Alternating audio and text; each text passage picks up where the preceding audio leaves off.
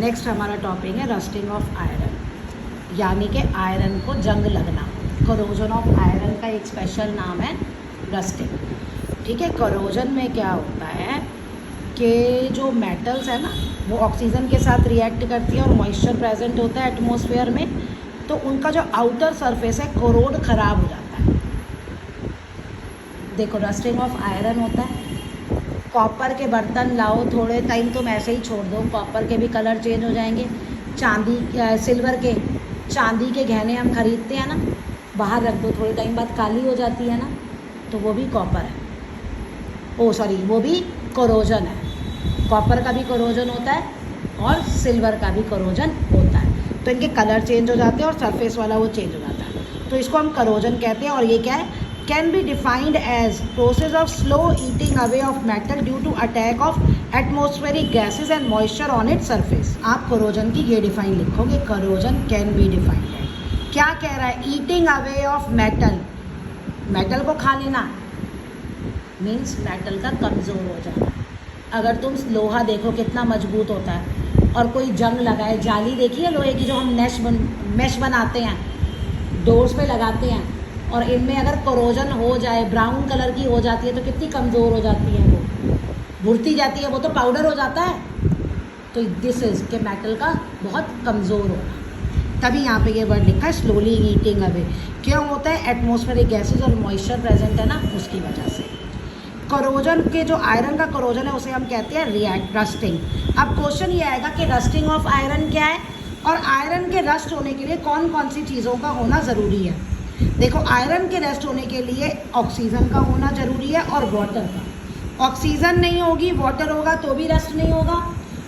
Water होगा, oxygen, मतलब इनमें से कोई भी एक नहीं होगा तो भी आयरन का रस्ट नहीं होगा, रस्टिंग ऑफ आयरन नहीं होगी। अब आयरन जो है ऑक्सीजन और मॉइस्चर जो है एटमॉस्फेयर में उसके साथ रिएक्ट करके एक ब्राउन फ्लैकी सब्सटेंस बनाता है जिसे हम कहते हैं रस्ट। अनडिज़राइबल रिएक्शन है, क्यों, क्योंकि ये झड़ता रहता है, मेटल्स को फर्दर एक्सपोज कर देता है। मतलब जहाँ ऊपर वाली परत पे आयरन पे हुआ, ये झड़ गया, दूसरी आयरन पे और आ गई, फिर वो आएगी।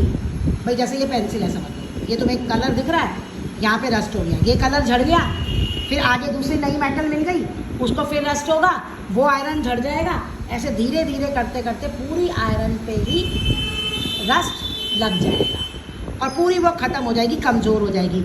Iron objects become weak with the passage of time. जैसे जैसे टाइम बीतता है आयरन ऑब्जेक्ट कमज़ोर हो जाते हैं। और आयरन क्यों ख़तरनाक है, बहुत नुकसान होता है। क्यों, क्योंकि हम इसे ब्रिजेस, शिप्स, कार, ट्रक्स, बहुत सारे ऑब्जेक्ट बनाते हैं, तो मॉनेटरी लॉस होता है, यानी पैसे का नुकसान होता है। आप खुद देखो, पानी में शिप खड़े रहते हैं, बड़े बड़े शिप, और वो पानी में रस्टिंग होती है, तो कितना नुकसान होता है शिपिंग इंडस्ट्री का। हमारे घर भी तो कुछ सालों बाद हमें दोबारा से बनाने पड़ते हैं, कहते हैं तो घर टूट गया, बंजर हो गया। क्यों होता है, घरों के अंदर क्या लगा हुआ है, सरिया लगा हुआ है, ठीक है ना, वो भी आयरन का होता है। अब सोचो उसमें रस्ट लग गया तो आपकी दीवार कमज़ोर हो गई, घर तो गिर जाएगा। आप कहते हैं रस्टिंग जो है वो केमिकल चेंज है, क्यों, क्योंकि आयरन जो है एक नए सब्सटेंस में चेंज हो गया। वो नया सब्सटेंस क्या है, ये रहा, इसे हाइड्रेटेड आयरन ऑक्साइड कहते हैं। हाइड्रेटेड, यहाँ नाम है hydrated ferric oxide, exact name जो है। रस्टिंग के लिए आपको वाटर और ऑक्सीजन एसेंशियल है, तो ये भी आ सकता है। Write an activity to show that rusting of iron require water and air, ये आ सकता है। अब ये पूरा एक्टिविटी आप पढ़ना, मैं आपको समझा देती हूँ है क्या। हमने 3 टेस्ट ट्यूब्स लिए हैं, tube A, tube B, tube C. अब इनमें है क्या, फर्स्ट वाली टेस्ट ट्यूब में आपका टैप वाटर है, वाटर भी है और एयर भी है। सेकंड वाली टेस्ट ट्यूब में डिस्टिल्ड वाटर है, यानी कोई भी सॉल्ट प्रेजेंट नहीं है, और ऊपर से आपने ऑयल डाल दिया। और थर्ड टेस्ट ट्यूब में आपका क्या है, बिल्कुल वाटर नहीं है, एयर है। अब इसको कुछ टाइम के लिए आप ऐसे ही छोड़ दो, ठीक है, क्या होगा, 3 से 4 दिन के लिए आप देखोगे कि सिर्फ फर्स्ट वाले में ही रस्ट हुआ है, इन 2 में रस्ट नहीं हुआ। क्यों, क्योंकि फर्स्ट वाले में एयर भी प्रेजेंट है और वाटर भी प्रेजेंट है। सेकंड वाले में वाटर प्रेजेंट है, लेकिन ये ऑयल है ना, ये ऑयल इसके अंदर एयर को नहीं जाने देगा, तो यहाँ एयर प्रेजेंट नहीं है। और थर्ड वाले में एयर प्रेजेंट है, ये एनहाइड्रस दिख रहा है ना, यानी इसमें कोई भी नहीं है, ये सूखा है बिल्कुल। सूखा डालने से इसने सारे वाटर को एब्जॉर्ब कर लिया, ठीक है। तो यहाँ कोई वाटर प्रेजेंट नहीं है। एनहाइड्रस कैल्शियम ऑक्साइड ने, क्लोराइड ने, कैल्शियम क्लोराइड ने पूरा वाटर को एब्जॉर्ब कर लिया, सिर्फ सूखी हवा है, एयर है और कुछ नहीं है। तो यहाँ वाटर नहीं है, यहाँ एयर नहीं है, तो यहाँ रस्ट नहीं होगा। यहाँ इस फर्स्ट केस में होगा क्योंकि दोनों वाटर और एयर प्रेजेंट है। अब ये समझ में आ गया कि ऑयल क्यों डाला और यहाँ ये क्यों रखा। यहाँ ऑयल डाला to cut off the supply of air, और यहाँ ये रखा टू एब्जॉर्ब द वाटर, ताकि वो इसको ना मिले। एनहाइड्रस रखा। ओके, हो गया क्लियर। नेक्स्ट आपका टॉपिक है crystallisation. Most solid in their purest form existent crystal. जो ज़्यादातर सॉलिड है ना, अगर वो बिल्कुल प्योर होते हैं, इनमें कोई मिलावट नहीं है, तो वो किस फॉर्म में प्रेजेंट होते हैं? क्रिस्टल में। Crystal have a regular geometrical shapes. एक रेगुलर ज्योमेट्रिकल शेप्स होती है क्रिस्टल्स की। शुगर, चीनी देखिए ना, मोस्टली उसी शेप में ही आती है ना, या कोई और शेप होती है चीनी की, चाहे कहीं से भी खरीद लो। एलम, सॉल्ट जो है वो कॉमन सब्सटेंस है जो क्रिस्टल्स में मिलते हैं। The process of crystallisation is applied to get pure crystals from impure samples. अब देखो, हम जो समुद्र से, सी से जो सॉल्ट निकालते हैं उसमें इम्प्योरिटीज़ होती है ना, सैंड से निकालते हैं ना, मिट्टी और इम्प्योरिटीज़ प्रेजेंट होती हैं। तो उस इम्प्योरिटीज़ को प्योर करने के लिए, मतलब बिल्कुल प्योर चाहिए हमें, कुछ और नहीं हो, तो उसके लिए हम कौन सी प्रोसेस यूज़ करते हैं? क्रिस्टलाइजेशन। तो क्रिस्टलाइजेशन में कोई नया सब्सटेंस नहीं बनता, इसलिए ये क्या है? ये एक फिजिकल चेंज है। अब देखो क्रिस्टलाइजेशन करते कैसे हैं। कॉपर सल्फेट का हमें लेना है, क्रिस्टल बनाने हैं, ये सामान है आपका लेना। आपने 100 मिलीलीटर वाटर लिया और उसमें आपने कुछ ड्रॉप्स डाइल्यूट सल्फ्यूरिक एसिड की डाल दी। अब उस बीकर को आपने स्टैंड पे लगाया, ट्राईपॉड स्टैंड पे लगाया, ताकि वो नीचे बर्नर से आप गर्म कर सको।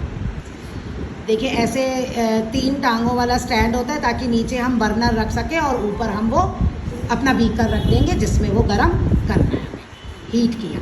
अब कुछ कॉपर सल्फेट पाउडर डाल दिया बॉइलिंग वाटर में, और उसे हम स्टर करते रहेंगे, मिक्स करते रहेंगे, चलाते रहेंगे उसमें स्पून, और उसमें पाउडर डाल देंगे जब तक कि उसमें घुलना बंद ना हो जाए। एक टाइम ऐसा आएगा, पहले तो घुलता चला जाएगा, डिज़ोल्व होता चला जाएगा, एक टाइम होगा वो रुक जाएगा, और ऐसे सॉल्यूशन को हम कहते हैं सैचुरेटेड सॉल्यूशन। जब उसमें वाटर में आप वाटर लिया, वाटर में आप ये कॉपर सल्फेट मिक्स करते जा रहे हैं, तो सॉल्ट सॉल्यूशन बन गया कॉपर सल्फेट का। जब तक वो मिक्स हो रहा है तब तक वो अनसैचुरेट, जब तक कॉपर सल्फेट उस सॉल्यूशन में मिक्स हो रहा है तब तक वो अनसैचुरेटेड है। लेकिन जैसे ही और कॉपर सल्फेट सॉल्यूशन उस सॉल्यूशन जो गिवन सॉल्यूशन है उसमें मिक्स होना, डिज़ोल्व होना बंद हो जाएगा, तो हम कहेंगे कि ये सैचुरेटेड हो गया। तो हमें सैचुरेटेड स्टेज तक उसमें डिज़ोल्व करते जाना है कॉपर सल्फेट सॉल्यूशन। अब उस सॉल्यूशन को जो हमारा बना सैचुरेटेड, उसको हमने फिल्टर कर लिया। Filter the obtain solution to remove insoluble impurities. जो वाटर में नहीं घुलेंगी ना, जो कॉपर सल्फेट में इम्प्योरिटीज़ प्रेजेंट है लेकिन वाटर में डिज़ोल्व नहीं हो रही, वो तो छान के अलग हो जाएंगी फिल्टर करके।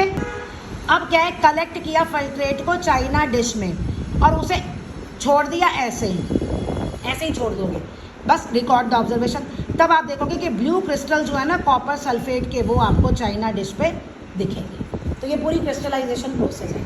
शायद गर्म करने तक सैचुरेटेड सॉल्यूशन बनाते हैं और फिर उसको एकदम ठंडा करने के लिए छोड़ देते हैं, तो उसके जो भी हमने डिज़ोल्व किया ना उसके में क्रिस्टल्स मिल जाते हैं। यहाँ तो कॉपर सल्फेट सॉल्यूशन डिज़ोल्व किया है तो कॉपर सल्फेट सॉल्यूशन के क्रिस्टल्स ऑफ अदर सब्सटेंस जैसे एलम, इसी तरह से हम उसके ऑब्टेन कर सकते हैं। Salt is obtain sea water, है ना, सी वाटर समुद्र के पानी से इवेपोरेशन प्रोसेस से सॉल्ट आता है, लेकिन उसमें सॉल्यूबल इम्प्योरिटीज़ जो हैं do not gate removed in evaporation process. Evaporation process में वो तो रिमूव होती नहीं सॉल्यूबल इम्प्योरिटीज़। तो इनप्योर सॉल्ट जो है सी वाटर से इवेपोरेशन प्रोसेस से कैसे प्योर किया जाता है? Crystallisation process. क्रिस्टलाइजेशन प्रोसेस लेके हमें प्योर सॉल्ट मिलता है।